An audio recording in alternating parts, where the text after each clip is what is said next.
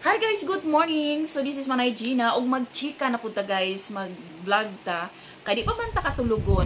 So abot ha kung kinsa sa inyo ha ang nakapanood sa guesting ni Ken, ang member ng SB19. Kabalo naman tanon na si Philip is Bisaya siya og siya ang guest ni Milay og grabe jud as in kalingaw as in ma-enjoy jud kag tan-aw sa iya no. First time ni Ken na gi-interview bitaw siya nga as in istorya jud siya.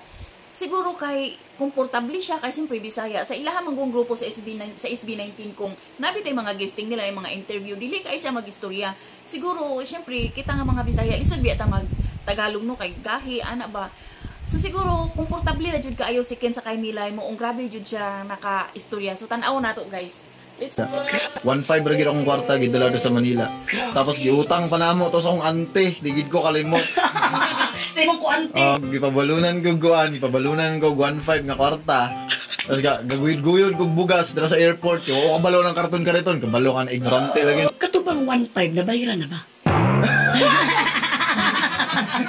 Grabe mo gid. Grabe mo Timilay. Muro para sa imong mo istorya sa akong mama do. Sino mo sa mama? Mo nang pag-abot bitaw ni mo dire, pag-abot the first time. Same jud kay mo sa mama. Si mama gud ni mo. Ako mama. Basta bless na lang ka sa kuya. Oo gani. Dili mo ko gwapo no, pero nabi po tayo ideal type. Ayaw paging ana, dili ka mag-ana kay gwapo ka.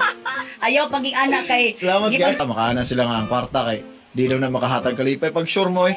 Kwarta may number 1 maghatag kalipay. Pag sure mo. Ate Milay, pwede ko mag-CR lang sa problema. Bitang mahimuot ka sa iyahang mga istorya nga sa iyang gipagdaanan ba no unya makatawa ko kay nananghid jud siya nga mangihi sa siya di ba as in maka-proud in the sense na nag-success jud sila unya wa jud nakalimtan ni Philip ang iyaha bitaw kagikan unya ana siya proud Bisaya siya wala dili niya kanang hindi daw niya kinakahiya o di ba as in maka-proud si Ken. So katura guys nin chika ra ko ambot lang kung nakatan-aw ba mo. So kung wala pa tan-awan ninyo kay grabe maka-proud Bisaya gyud si Philip. So yun lang guys, thank you for watching, bye.